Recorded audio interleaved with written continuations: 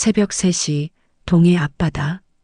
칠흑 같은 어둠 속에서 정박한 낚싯배 한 척이 출렁이는 파도에 몸을 맡긴 채 떠 있었다. 배 안좁은 선실에서는 66 함명자가 얇은 담요를 뒤집어 쓰고 뒤척이고 있었다. 아이고 허리야. 평생 남의 집 부엌대기 하며 살아온 탓에 허리 한번 편히 펴본 적이 없었다. 오늘도 아들 준수 녀석이 엄마 이번에 큰 거 한번 잡아보자며 억지로 끌고 나온 야간 낚시였다. 하지만 뭐가 큰 거를 잡아. 밤새지만 쳐다보다 팔뚝만한 놈 2마리 건진 게 전부였다. 그때였다. 철컥. 갑판 쪽에서 무언가 금속성 소리가 들렸다. 명자는 눈을 떴다. 아들 준수는 선실 반대편에서 코를 골며 골아떨어져 있었다. 그럼 저 소리는? 며느리가 화장실이라도 가나. 며느리 소연이는 결혼한 지 3년째. 아직도 시댁 식구들 앞에서 말 한마디 제대로 못 붙이는 애였다. 명자는 다시 눈을 감으려다가 묘한 위화감에 몸을 일으켰다. 새벽 3시에 갑판에? 그것도 이 추운 날씨에? 명자는 담요를 벗어던지고 조심스럽게 선실 문을 열었다. 찬바람이 얼굴을 때렸다. 갑판으로 나서는 순간 그녀의 눈이 커졌다. 어둠 속에서 며느리 소연의 실루엣이 보였다. 그런데 뭔가 이상했다. 소연은 두 손으로 검은 비닐봉지를 들고 있었다. 그것도 꽤 무거워 보이는 양손으로 겨우 들 만한 크기였다. 저 시간에 저게 뭐야? 명자는 숨을 죽이고 지켜봤다. 소연은 주변을 재빠르게 둘러보더니 비닐봉지를 난간 너머로 들어 올렸다. 풍덩. 검은 봉지가 바다로 떨어졌다. 명자의 심장이 쿵쾅거렸다. 물보라가 일었다가 이내 고요해졌다. 소연은 난간에 매달린 채 한참을 바다를 내려다보고 있었다. 어깨가 들썩이는 게 마치 울고 있는 것 같았다. 저 안에. 명자는 무의식적으로 중얼거렸다. 혹시 돈이라도 들어있나? 순간 온갖 상상이 머릿속을 스쳐 지나갔다. 작년에 동네 슈퍼 사장 딸이 시댁 돈 몇 천만 원을 몰래 빼돌려 도망갔던 일. 아래층 박신의 며느리가 시아버지 통장을 몰래 털어쓰다 걸린 사건. 아니, 혹시 더 끔찍한 게 들어있는 건 아닐까? 드라마에서 봤던 것처럼. 아니야, 설마. 명자는 고개를 저었다. 하지만 의심의 씨앗은 이미 뿌려졌다. 소연이 돌아서려는 순간 명자는 황급히 선실 안으로 몸을 숨겼다. 심장이 터질 듯 뛰었다. 며느리의 발소리가 가까워지더니 선실 문이 조용히 열렸다. 명자는 눈을 감은 채 자는 척했다. 담요 속에서 온몸이 떨렸다. 소연의 발소리가 멈췄다. 한참을 서 있더니 소연은 조심스럽게 자리에 누웠다. 하지만 명자는 알 수 있었다. 소연도 잠들지 못하고 있다는 걸. 새벽 바다는 고요했다. 하지만 그 고요함 속에는 무언가 불길한 비밀이 가라앉아 있었다. 명자는 담요를 움켜쥐고 생각했다. 아침에 아들한테 말해야 하나? 아니면 모른 척해야 하나? 며느리 소연의 얼굴이 떠올랐다. 항상 조심스럽고 소극적이던 그 애가 새벽에 몰래 무언가를 벌이다니. 내일 저의 행동을 좀 지켜봐야겠어. 동이 트기 시작했다. 수평선 너머로 희미한 붉은 빛이 번지고 있었다. 하지만 명자의 마음속에는 더 짙은 어둠이 드리워지고 있었다. 낚싯배가 항구로 돌아갈 즈음 명자는 며느리를 힐끔힐끔 쳐다봤다. 소연은 여느 때와 다름없이 조용했다. 하지만 명자의 눈에는 이제 모든 게 달라 보였다. 그리고 그날 저녁 집으로 돌아온 명자는 며느리의 방문 앞을 지나다가 작은 소리를 들었다. 여보, 미안해. 어쩔 수 없었어. 며느리가 전화로 누군가와 통화하고 있었다. 그로부터 보름이 지났다. 새벽 5시. 명자는 어시장으로 향하는 트럭 조수석에 몸을 실었다. 옆자리엔 며느리 소연이 앉아 있었다. 어머님, 오늘 고등어가 싸다던데 많이 떼올까요? 그래, 신선한 거로 골라. 짧은 대화. 그게 전부였다. 아들 준수가 바다에서 죽은 지 벌써 1년 반이 흘렀다. 그날도 이렇게 새벽에 나갔다가 풍랑을 만났다. 시신도 못 찾았다. 장례식장엔 영정 사진만 덩그러니 놓였다. 명자는 창밖을 바라보며 생각했다. 저 애가 없었으면 난 진작 무너졌을 거야. 소연은 남편이 죽은 뒤에도 시댁을 떠나지 않았다. 어시장에서 명자와 함께 생선 손질을 하고 새벽같이 일어나 좌판을 펼쳤다.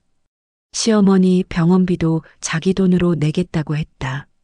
동네 사람들은 그런 며느리를 보고 요즘 보기 드문 효부라며 칭찬했다. 하지만 명자의 마음 한구석엔 그날 새벽의 장면이 박혀 있었다. 바다에 던진 그 봉지. 대체 뭐였을까? 어시장에 도착했다. 소연은 능숙하게 생선을 고르고 값을 깎았다. 명자보다 더 야무졌다. 손님들도 소연을 좋아했다. 아이고, 소연 씨. 오늘도 일찍 나왔네. 사장님, 이 광어 싱싱한 거 주세요. 그럼 우리 며느리한테 싱싱한 거로 드려야지. 소연은 환하게 웃었다. 하지만 명자는 알았다. 그 웃음 뒤에 뭔가가 숨어 있다는 걸. 오후 집으로 돌아왔다. 명자는 거실 소파에 앉아 다리를 주무르고 있었다. 소연은 부엌에서 저녁 준비를 하고 있었다. 어머님, 삼계탕 끓였어요. 기력 보충하세요. 그래. 소연이 밥상을 들고 나갔다. 병원에 입원한 시동생을 보러 간다고 했다. 착한 며느리였다. 누가 봐도. 하지만 명자는 그날따라 마음이 불편했다. 한 번만 봐보자. 명자는 소연의 방문 앞에 섰다. 손이 떨렸다. 이건 며느리를 믿지 못하는 거였다. 배신이었다. 하지만 그날 새벽의 기억이 자꾸 떠올랐다. 철컥. 풍덩. 명자는 조심스럽게 문을 열었다. 방 안은 깔끔했다. 소연은 정리정돈을 잘하는 애였다. 화장대 위엔 사진 액자가 놓여 있었다. 아들 준수와 소연이 환하게 웃고 있는 결혼사진. 아이고, 우리 아들. 명자의 눈시울이 붉어졌다. 그 순간 화장대 서랍이 살짝 열려 있는 게 보였다. 설마. 명자는 서랍을 열었다. 화장품, 손수건, 액세서리. 그리고 낡은 서류 봉투 하나. 손이 저절로 움직였다. 봉투를 꺼냈다. 안에는 여러 장의 서류가 들어 있었다. 명자는 돋보기를 꺼내 들었다. 생명보험 증권, 계약자 한준수, 피보험자 한준수, 보험금 3억 원. 명자의 손이 떨렸다. 3억? 준수가 이런 보험에 가입했었나? 명자는 전혀 몰랐다. 아들은 항상 돈이 없다고 했다. 어머니한테 용돈도 받아가던 애였다. 그런데 더 이상한 건 그 다음이었다. 수익자 이름 부분이 지워져 있었다. 정확히는 수정 테이프로 덮여 있었다. 그 위에 새로운 이름이 적혀 있을 법한데 희미하게만 보였다. 명자는 서류를 빛에 비춰봤다. 이게 소연이 이름인가? 아니면. 순간 현관문 열리는 소리가 들렸다. 어머님, 저 왔어요. 소연의 목소리였다. 명자는 화들짝 놀라 서류를 다시 봉투에 넣었다. 손이 떨려 제대로 넣지도 못했다. 서랍을 닫고 황급히 방을 나왔다. 어머님? 복도에서 소연과 마주쳤다. 소연의 얼굴이 굳었다. 방에서 뭐 하셨어요? 아, 그게. 이불 좀 챙겨주려고. 명자는 얼버무렸다. 소연은 명자를 뚫어지게 쳐다봤다. 네, 감사합니다. 소연은 방으로 들어갔다. 문이 닫혔다. 명자는 거실로 돌아왔지만 진정이 되지 않았다. 가슴이 두근거렸다. 3억짜리 보험. 그것도 수익자가 지워진 서류. 명자는 소파에 주저앉았다. 머릿속이 복잡했다. 설마 소연이. 아니야, 그럴 리가 없어. 하지만 의심은 자꾸 커졌다. 남편이 죽은 뒤에도 시댁을 지키는 며느리. 누가 봐도 헌신적인 효부. 하지만 그날 새벽 바다에 던진 봉지. 그리고 오늘 발견한 생명보험 서류. 혹시 준수가 죽은 게 정말 사고였을까? 명자는 고개를 저었다. 아냐, 내가 미쳤나? 며느리를 의심하다니. 하지만 밤이 깊어질수록 불안은 커져만 갔다. 소연의 방에서는 불이 꺼졌다. 고요했다. 하지만 명자는 알고 있었다. 그 고요함 속에 뭔가 감춰진 비밀이 있다는 걸. 이튿날 새벽 어시장으로 가는 트럭 안. 소연은 여느 때처럼 조용했다. 하지만 명자는 느꼈다. 소연의 손이 미세하게 떨리고 있다는 걸. 저 애도 알고 있구나. 내가 방에 들어간 걸. 둘 사이에 보이지 않는 긴장이 흘렀다. 그날 오후 명자는 동네 보험 설계사 박 여사를 찾아갔다. 조심스럽게 물었다. 박 여사, 생명보험에서 수익자 이름을 바꾸면 기록이 남나? 한명자 시댁 맞습니까? 우체부가 등기우편을 건넸다. 발신인은 해양수산부 산하해양안전심판원. 명자는 떨리는 손으로 봉투를 뜯었다. 소연은 부엌에서 설거지를 하고 있었다. 한준수 씨 해양사고 유족 보상금 관련 최종 심의 결과를 알려드립니다. 총 보상액 30억 원이 확정되었으며 명자의 눈이 커졌다. 30억? 손에서 서류가 떨어졌다. 부엌에서 그릇 깨지는 소리가 들렸다. 어머님? 무슨 일이세요? 소연이 황급히 달려왔다. 바닥에 떨어진 서류를 보는 순간 소연의 얼굴이 하얗게 질렸다. 이게 보상금이. 소연의 목소리가 떨렸다. 명자는 며느리를 빤히 쳐다봤다. 30억이래. 준수 사고건으로. 네. 소연은 서류를 주워 천천히 읽었다. 손이 미세하게 떨리고 있었다. 나라에서 주는 거니까 당연히 유족인 우리가 받는 거겠지? 명자의 물음에 소연은 고개를 끄덕였다. 하지만 표정이 이상했다. 기뻐해야 할 상황인데 오히려 불안해 보였다. 그런데 왜 이제야? 벌써 1년 반이나 지났잖아. 사고 원인 규명이 복잡했나 봐요. 당시 풍랑도 심했고. 소연의 대답은 기계적이었다. 그날 밤 명자는 잠을 이루지 못했다. 30억? 우리 준수가 그렇게 큰 돈으로. 기쁜 일이어야 했다. 하지만 왠지 마음이 무거웠다. 다음 날 아침 명자는 일찍 일어나 소연의 방 앞을 지나갔다. 방문 틈새로 소연의 목소리가 새어나왔다. 알았어. 약속대로 처리할게. 걱정하지 마. 전화 통화였다. 명자는 숨을 죽였다. 30억 들어오면. 응, 그때 연락할게. 명자의 심장이 쿵쾅거렸다. 30억 들어오면? 누구한테 연락한다는 거야? 일주일 후 은행에서 연락이 왔다. 보상금 입금 절차가 시작된다고 했다. 유족 대표로 며느리분 명의로 입금됩니다. 내일 은행에 방문해 주세요. 명자는 소연에게 말했다. 내일 같이 은행 가자. 어머님이 굳이 안 오셔도. 아니야, 준수 엄마로서 내가 가봐야지. 소연은 입술을 깨물었다. 이튿날 은행. VIP실에 안내받았다. 은행 직원이 서류를 펼쳤다. 보상금 30억 원이 한소연 씨 명의 계좌로 입금 예정입니다. 확인해 주세요. 명자는 고개를 끄덕였다. 그때 직원이 통장 거래 내역을 확인하더니 고개를 갸우뚱했다. 그런데 한소연 씨, 최근 거래 내역이 좀 특이하네요. 네. 소연의 목소리가 떨렸다. 지난달에 5천만 원이 입금됐다가 사흘 뒤 4천만 원이 출금됐네요. 그것도 현금으로. 명자는 귀를 쫑긋 세웠다. 아, 그건. 소연은 말을 더듬었다. 직원은 화면을 가리키며 계속했다. 그리고 그 전달에도 3천만 원 입금, 2천만 원 출금. 입금자 이름이 해성물산이라고 되어 있는데 아시는 곳인가요? 명자의 눈빛이 날카로워졌다. 해성물산? 그게 어디야?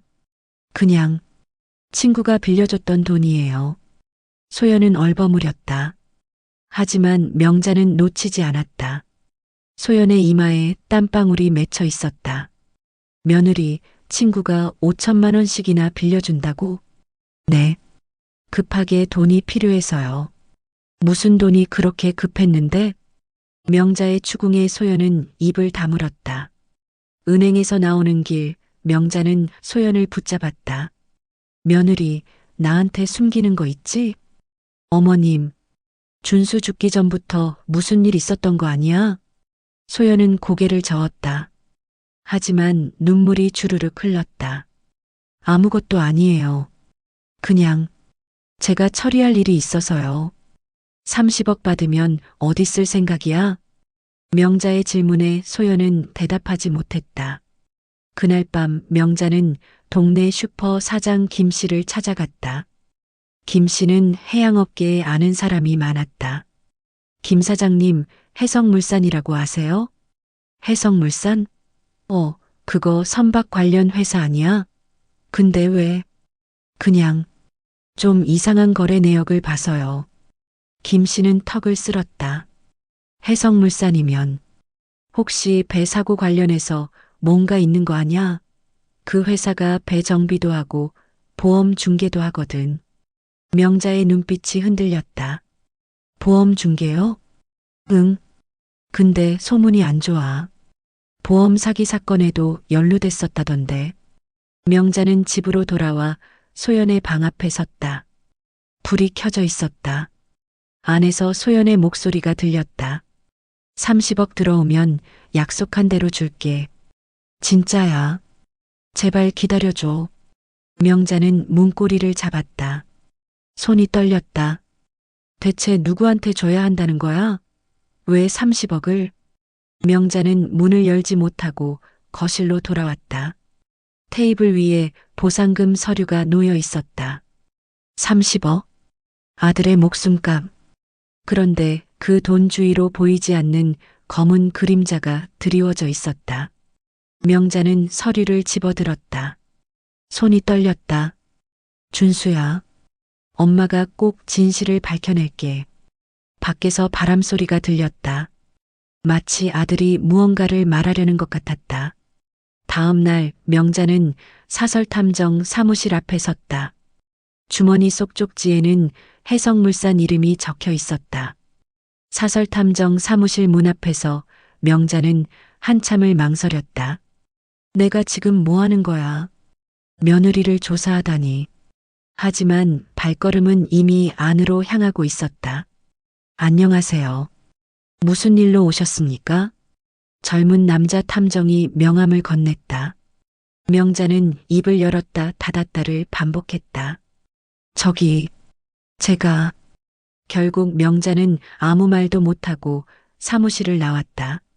아직은 아니야. 집으로 돌아오는 길, 명자의 머릿속은 복잡했다.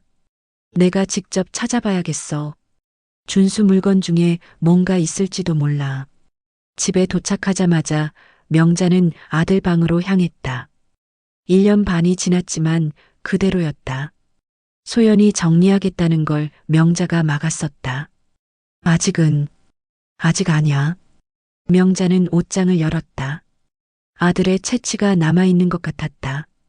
눈물이 핑 돌았다. 준수야. 정신을 가다듬고 하나씩 뒤지기 시작했다. 옷장 아래 서랍, 책상 서랍, 침대 밑. 그때 옷장 매니 선반에서 낡은 낚시 가방이 눈에 띄었다. 명자는 의자를 끌고 와 가방을 내렸다.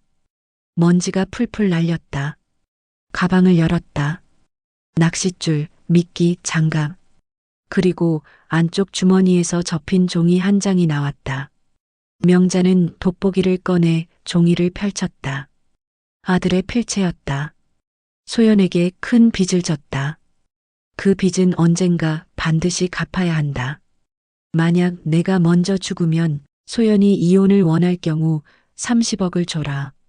그게 내가 할 수 있는 유일한 보상이다. 명자의 손이 떨렸다. 빚? 무슨 빚? 종이를 다시 읽고 또 읽었다. 30억을 줘라. 명자는 주저앉았다. 30억? 그러니까 보상금 얘기잖아. 준수는 이미 알고 있었어. 자기가 죽으면 보상금이 나온다는 걸. 그렇다면 이건 계획된 거였다는 얘기야? 명자는 고개를 저었다. 아냐, 우리 아들이 그럴 리가 없어. 하지만 메모는 명확했다. 소연이 이혼을 원하면이라는 조건. 이혼을 원한다는 건 소연이 떠나고 싶어 한다는 얘기였다. 그런데 왜 30억을 주라는 거지? 명자는 다시 메모를 들여다봤다. 큰 빚을 졌다. 빚이 뭐야? 돈? 아니면. 순간 명자의 머릿속에 한 가지 생각이 스쳤다. 약점. 소연이 뭔가 알고 있는 거 아닐까? 명자는 벌떡 일어났다. 그래, 그거야. 소연이 준수의 약점을 잡고 있었던 거야. 그래서 준수가 빚을 졌다고 표현한 거고, 만약 그렇다면 소연이 그 약점으로 준수를 협박한 거 아니야? 명자는 숨이 막혔다. 그럼 준수가 죽은 것도 상상만 해도 끔찍했다. 그때 현관문 열리는 소리가 들렸다. 어머님, 저 왔어요. 소연이었다. 명자는 황급히 메모를 주머니에 넣었다. 어머님? 준수 방에 계세요? 소연의 목소리가 가까워졌다. 명자는 가방을 얼른 선반에 올렸다. 응. 그냥 준수 옷 좀 정리하려고. 소연이 방문을 열고 들어왔다. 제가 할게요. 어머님 힘드실 텐데. 아니야, 괜찮아. 명자는 소연을 피해 방을 나갔다. 뒤에서 소연의 시선이 느껴졌다. 저녁 두 사람은 마주 앉아 밥을 먹었다. 명자는 소연을 힐끔힐끔 쳐다봤다. 소연은 조용히 밥을 먹고 있었다. 며느리. 네, 어머님. 준수랑 결혼 생활 괜찮았어? 소연의 손이 멈췄다. 네. 준수 오빠 좋은 사람이었어요. 싸운 적은 없었어? 가끔요. 부부면 의뢰 그렇잖아요. 명자는 숟가락을 내려놓았다. 준수가 며느리한테 잘못한 거 있어? 소연의 얼굴이 굳었다. 무슨 말씀이세요? 아니, 그냥 우리 아들이 혹시 며느리한테 미안한 일 있었나 싶어서. 소연은 고개를 저었다. 아니에요. 준수 오빠는 저한테 잘해줬어요. 하지만 소연의 눈빛은 흔들리고 있었다. 명자는 더 이상 묻지 않았다. 밤 명자는 메모를 다시 꺼내 읽었다. 소연에게 큰 빚을 졌다. 빚이 뭐지? 돈? 마음? 아니면. 명자는 펜을 들었다. 종이에 적기 시작했다. 1. 소연이 준수의 약점을 알고 있었다. 2. 준수가 소연에게 협박당했다. 3. 30억은 입막음용 돈. 4. 준수의 죽음은 정말 사고였나? 적다 보니 손이 떨렸다. 내가 지금 뭐 하는 거야? 며느리를 범인 취급하다니. 하지만 의심은 멈추지 않았다. 해성물산, 생명보험, 30억 보상금, 그리고 이 메모. 모든 게 하나로 이어지는 것 같았다. 소연이 준수를 이용한 거야. 처음부터 돈이 목적이었던 거지. 명자는 이불을 뒤집어 썼다. 아냐, 증거가 없어. 아직은 확실하지 않아. 하지만 마음속 깊은 곳에서는 이미 확신하고 있었다. 며느리가 우리 아들을 죽였어. 바람소리가 창문을 때렸다. 명자는 눈을 감았지만 잠들 수 없었다. 옆방에서 소연의 목소리가 들렸다. 네, 알았어요. 조금만 기다려주세요. 곧 끝나요. 명자는 귀를 기울였다. 어머님이 뭔가 눈치채신 것 같아요. 조심해야 해요. 명자의 심장이 쿵쾅거렸다. 조심해야 한다고? 나를? 명자는 벌떡 일어나 문 밖으로 나갔다. 소연의 방 앞에 섰다. 손을 들어 문을 두드리려다 멈췄다. 지금 들어가면 뭐라고 하지? 뭘 물어봐야 하지? 결국 명자는 돌아섰다. 증거, 확실한 증거가 필요해. 다음 날 새벽 명자는 소연 몰래 집을 나섰다. 손에는 낡은 메모와 해성물산 메모가 들려 있었다. 사흘째였다. 새벽 4시 소연이 조용히 집을 나가는 소리에 명자는 눈을 떴다. 첫날도 그랬고 어제도 그랬다. 또 나가네. 명자는 재빨리 옷을 입고 소연을 뒤따랐다. 거리를 두고 조심스럽게. 소연은 골목을 빠져나가 바닷가 쪽으로 향했다. 새벽 안개가 자욱했다. 대체 저 시간에 바다에 뭐하러 가는 거야? 명자는 숨을 죽이며 따라갔다. 무릎이 쑤셨지만 참았다. 선착장에 도착했다. 소연은 주변을 둘러보더니 방파제 끝으로 걸어갔다. 명자는 근처 창고 뒤에 몸을 숨겼다. 심장이 쿵쾅거렸다. 소연은 가방에서 하얀 봉투를 꺼냈다. 편지였다. 편지? 누구한테 보내는 편지를? 소연은 봉투를 들여다보며 한참을 서 있었다. 어깨가 떨리는 게 우는 것 같았다. 그리고는 봉투를 바다에 던졌다. 풍덩. 편지는 파도에 휩쓸려 떠내려갔다. 소연은 그 모습을 한참 지켜봤다. 명자는 숨을 죽였다. 편지를 바다에? 왜? 준수에게 보내는 편지일까? 아니면 그때였다. 선착장 모퉁이 어둠 속에서 움직임이 포착됐다. 명자는 눈을 가늘게 떴다. 남자였다. 키가 크고 검은 코트를 입은 남자가 소연을 바라보고 있었다. 거리는 약 20m. 소연은 남자를 못 보는 것 같았다. 명자의 등골이 서늘해졌다. 저 남자는 누구야? 남자는 소연의 일거수일투족을 지켜보고 있었다. 마치 감시하듯. 소연이 돌아서려는 순간 남자도 재빨리 몸을 숨겼다. 명자는 급히 창고 안쪽으로 더 들어갔다. 소연이 선착장을 떠나기 시작했다. 명자는 숨을 참았다. 소연의 발소리가 점점 멀어졌다. 잠시 후 남자가 다시 모습을 드러냈다. 남자는 소연이 사라진 방향을 한참 응시하더니 담배를 꺼내 물었다. 불빛이 얼굴을 비췄다. 40대 중반쯤 돼 보이는 남자. 날카로운 인상. 명자는 핸드폰을 꺼냈다. 떨리는 손으로 사진을 찍었다. 찰칵. 소리가 나지 않게 무음으로 설정해 둔 게 다행이었다. 남자는 담배를 다 피우고는 차를 향해 걸어갔다. 검은색 승용차였다. 명자는 재빨리 번호판을 메모했다. 45호 3829. 차가 떠나고 나서야 명자는 숨을 내쉬었다. 저 남자가 누구지? 소연이랑 무슨 관계야? 명자는 서둘러 집으로 돌아왔다. 소연은 이미 돌아와 있었다. 방에 불이 켜져 있었다. 명자는 가쁜 숨을 가다듬고 조용히 자기 방으로 들어갔다. 내일 저 번호판 알아봐야겠어. 다음 날 아침 어시장. 명자는 평소처럼 소연과 함께 일했다.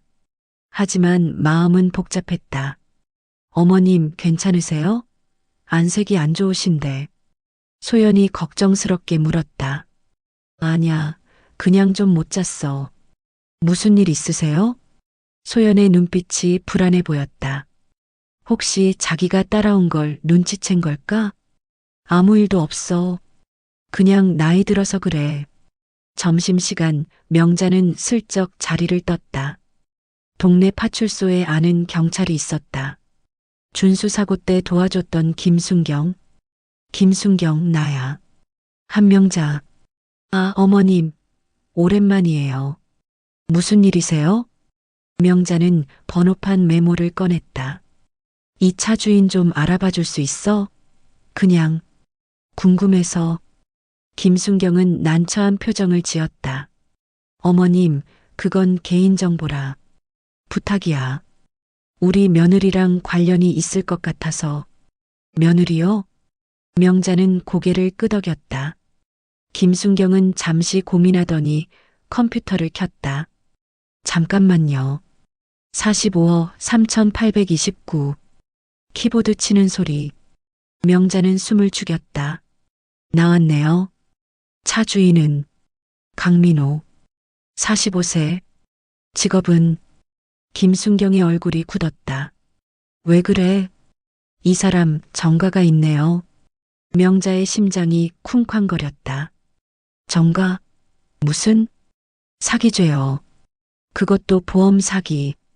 5년 전에 2년형을 살고 나왔네요. 명자는 의자에 주저앉았다. 보험 사기. 어머님, 이 사람이 며느리분이랑 무슨 관계예요? 명자는 대답하지 못했다. 보험 사기범이 소연을 감시하고 있었다고?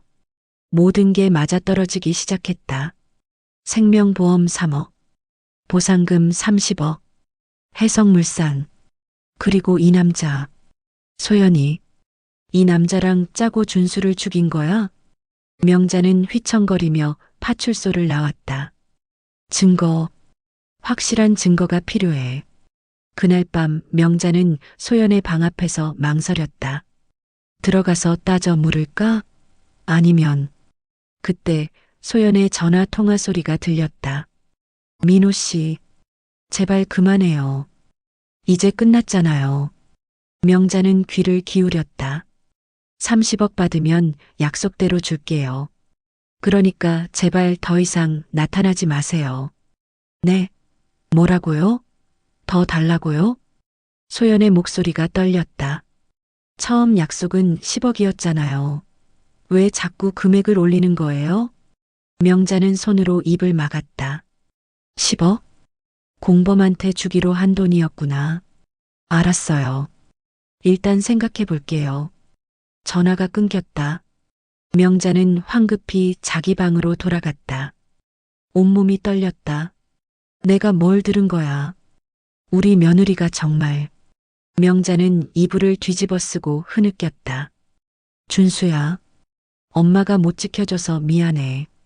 밖에서 바람이 불었다. 마치 아들이 대답하는 것 같았다. 엄마, 진실을 밝혀줘. 명자는 눈물을 닦고 일어났다. 그래, 진실을 밝혀야 해.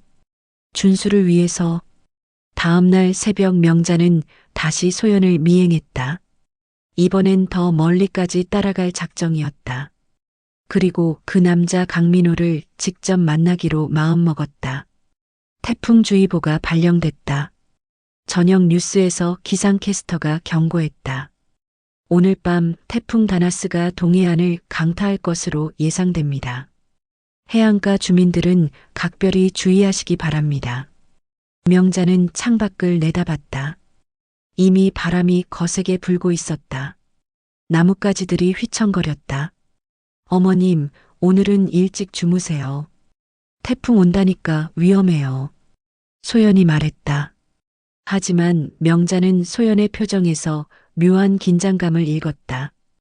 오늘 밤에 뭔가 있을 거야. 명자는 고개를 끄덕이며 방으로 들어갔다. 하지만 잠들지 않았다. 옷을 다 입은 채 이불만 덮고 누웠다.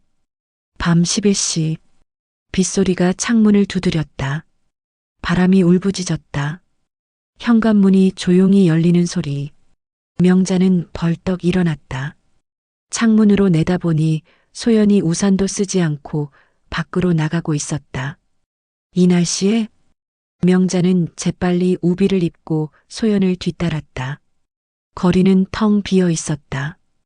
가로등이 흔들리고 빗물이 세차게 쏟아졌다. 소연은 바닷가로 향했다. 명자는 거리를 두고 따라갔다. 정말 미쳤구나. 이 날씨의 바다로.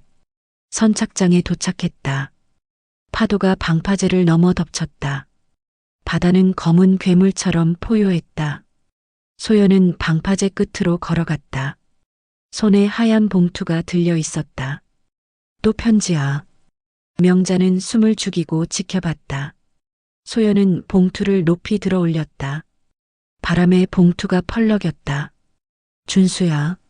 소연의 목소리가 바람에 실려왔다. 미안해. 정말 미안해.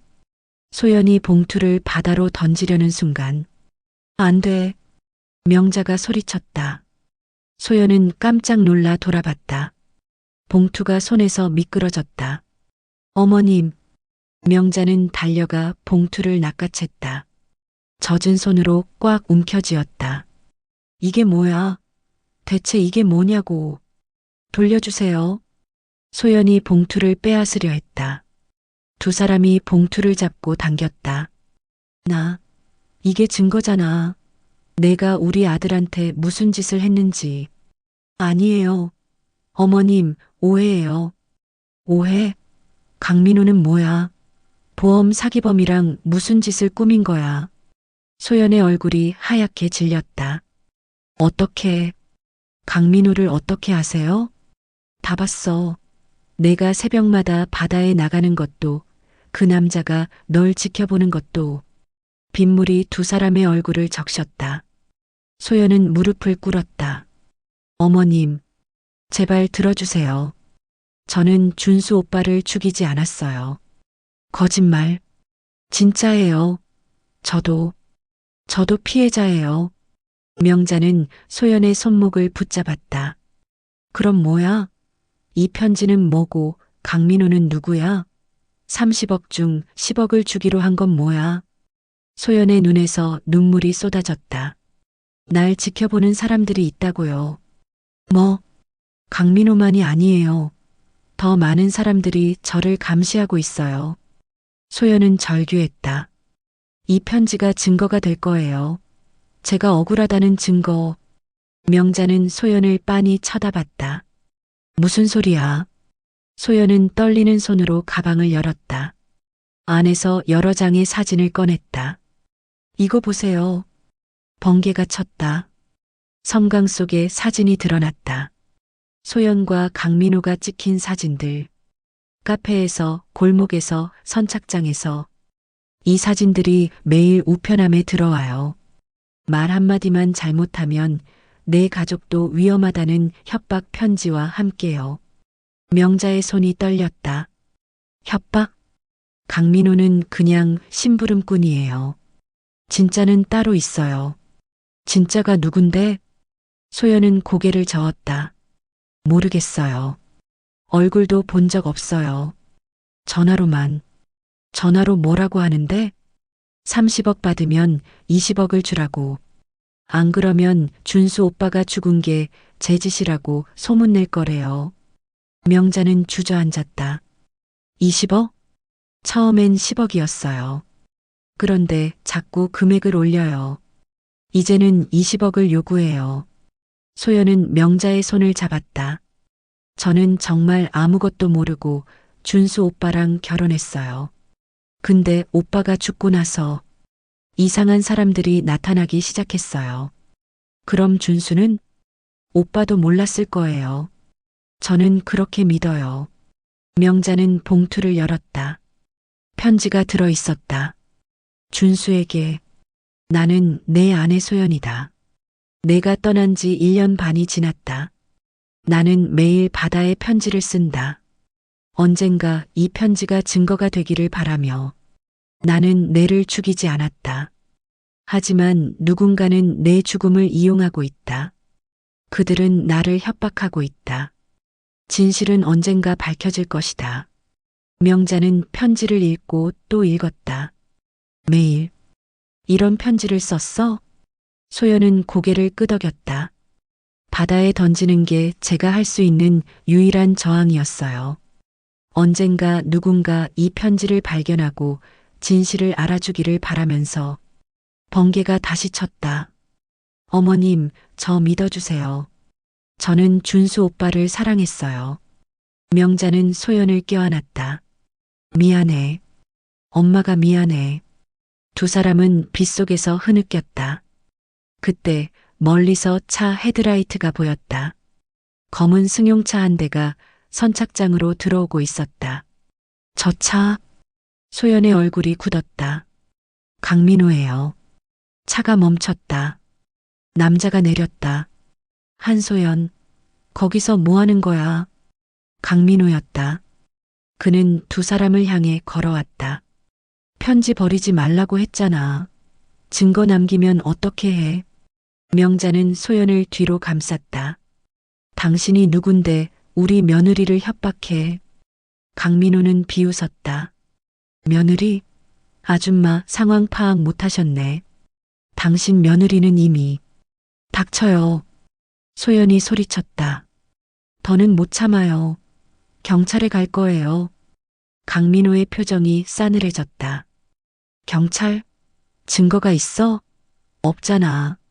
오히려 너한테 불리한 증거만 있지. 뭐? 생명보험 수익자 바꾼 거, 해성물산이랑 거래한 거, 다 기록 남아있어. 명자는 강민호를 노려봤다. 당신이 시킨 거잖아. 증명해봐요. 난 아무것도 안 했어. 그냥 아는 사람일 뿐이지. 강민호는 담배를 꺼내 물었다. 30억 받으면 연락해. 20억. 잊지 마. 그는 차로 돌아가 떠났다. 명자와 소연은 빗속에 남았다. 며느리. 어머님, 이제 어떻게 해야 해요? 명자는 하늘을 올려다봤다. 태풍은 여전히 몰아쳤다. 하지만 명자의 마음속에는 새로운 결심이 자라고 있었다. 싸우자. 진실을 밝히자. 다음 날 명자는 해성물산을 찾아가기로 했다. 모든 것의 시작점이 거기에 있을 것 같았다. 해성물산 사무실 앞. 을씨년스러운 건물이었다. 3층 구석에 작은 간판이 붙어 있었다. 명자와 소연은 서로를 바라봤다. 정말 들어가실 거예요?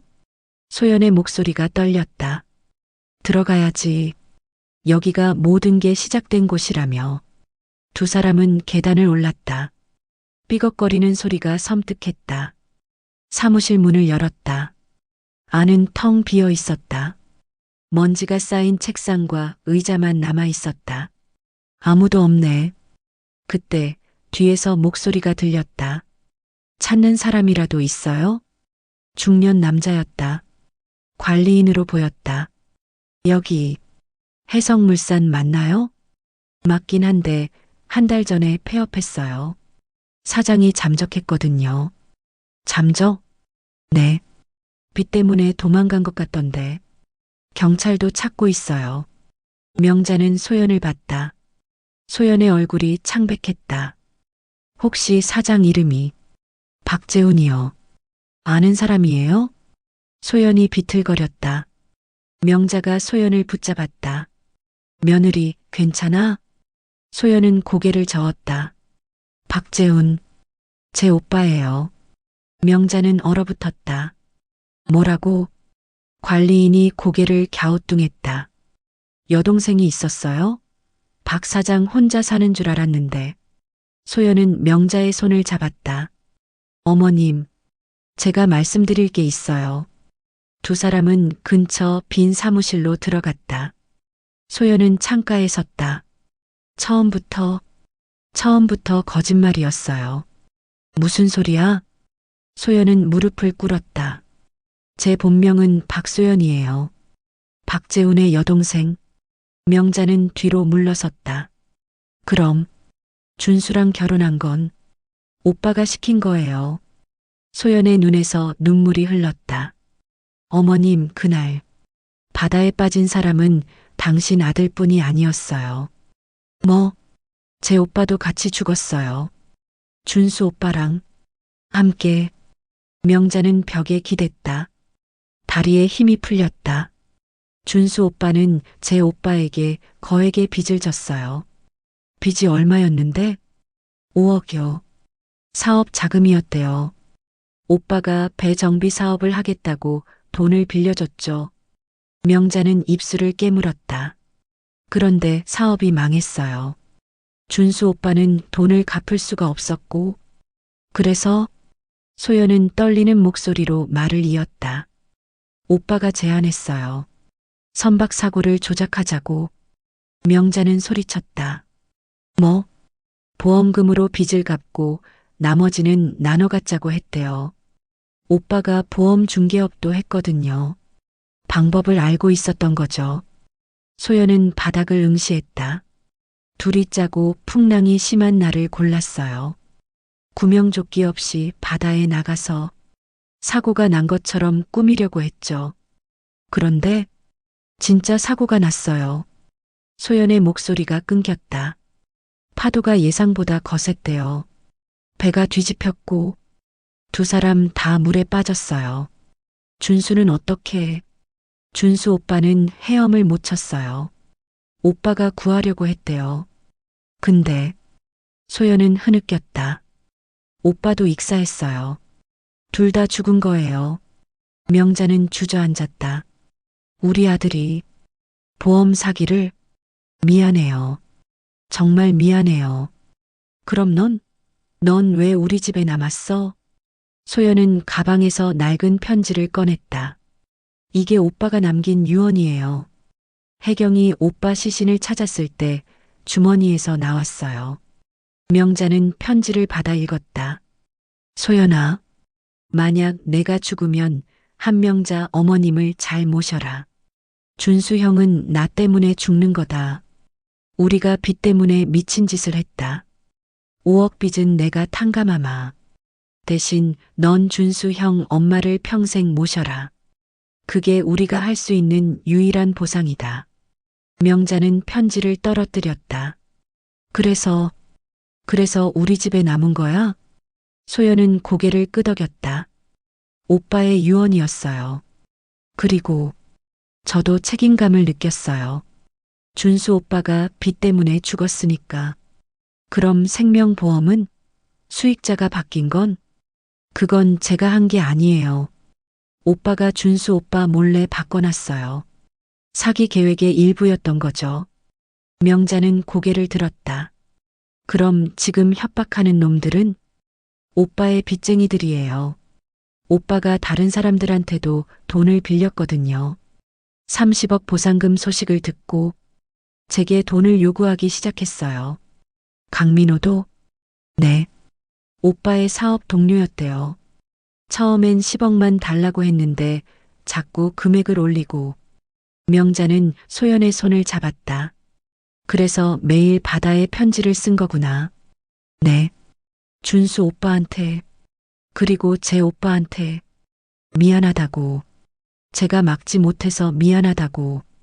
소연은 명자에게 절했다. 어머님, 정말 죄송해요. 저는 처음부터 다 알고 있었어요. 준수 오빠가 왜 죽었는지. 그런데 왜 진작 말 안 했어? 무서웠어요. 어머님이 저를 미워할까봐. 그리고 경찰이 알면 준수 오빠도 범죄자가 되잖아요. 명자는 소연을 일으켰다. 일어나. 어머님, 내 잘못이 아니야. 내 오빠와 우리 아들이 같이 저지른 잘못이지. 명자는 창밖을 바라봤다. 그날 메모. 소연에게 빚을 졌다는 건 내 오빠에게 진 빚을 의미한 거였구나. 네. 준수 오빠는 양심의 가책을 느꼈던 것 같아요. 제게 30억을 주라고 한 건 제 오빠 몫까지 제가 받으라는 의미였을 거예요. 내 오빠는 시신이라도 찾았어? 소연은 고개를 끄덕였다. 3개월 후에 떠내려온 걸 발견했어요. 그때 편지도 같이. 명자는 깊은 한숨을 내쉬었다. 2명의 멍청한 남자들이 욕심 때문에 두 여자의 인생을 망쳐놓았구나. 어머님, 이제 어떻게 할 거야? 협박하는 놈들은? 소연은 주먹을 쥐었다. 싸울 거예요. 오빠의 유언대로 어머님을 지킬 거예요. 명자는 소연을 껴안았다. 우리 둘이 함께 싸우자. 그놈들한테 지지 말자. 밖에서 바람이 불었다. 두 여자는 서로를 붙잡고 섰다. 진실은 비극이었다. 하지만 이제 둘은 혼자가 아니었다. 그날 밤 명자는 경찰서에 신고하기로 결심했다. 모든 진실을 밝히고 협박범들을 잡아야 했다. 경찰서 앞에 선 명자와 소연. 명자는 한참을 망설이다가 발걸음을 돌렸다. 어머님, 안 들어가세요? 잠깐만. 생각 좀 하자. 두 사람은 근처 벤치에 앉았다. 명자는 하늘을 올려다봤다. 신고하면 준수가 범죄자가 되는 거지? 소연은 고개를 숙였다. 네. 보험 사기 미수로 기록될 거예요. 그럼 장례식장에 찾아왔던 사람들, 동네 사람들, 모두가 알게 되겠네. 죄송해요. 명자는 소연의 손을 잡았다. 내가 미안해할 일이 아니야. 준수 혼자 결정한 것도 아니고. 하지만 집에 가자. 오늘은 그냥 집에 가자. 돌아오는 길 명자는 계속 생각했다. 신고를 하면 협박범들을 잡을 수 있어. 하지만 준수의 명예는 끝이야. 신고를 안 하면 협박은 계속될 거야. 소연이는 평생 두려움 속에서 살아야 해. 집에 도착했다. 명자는 준수의 방으로 들어갔다. 책상 위 액자 속 아들이 웃고 있었다. 준수야. 명자는 액자를 쓰다듬었다. 엄마가 어떻게 해야 할지 모르겠다. 눈물이 흘렀다. 내가 그런 짓을 했다는 게 믿기지가 않아. 엄마한테 말했으면 엄마가 뭐든 해줬을 텐데. 그때 문 두드리는 소리.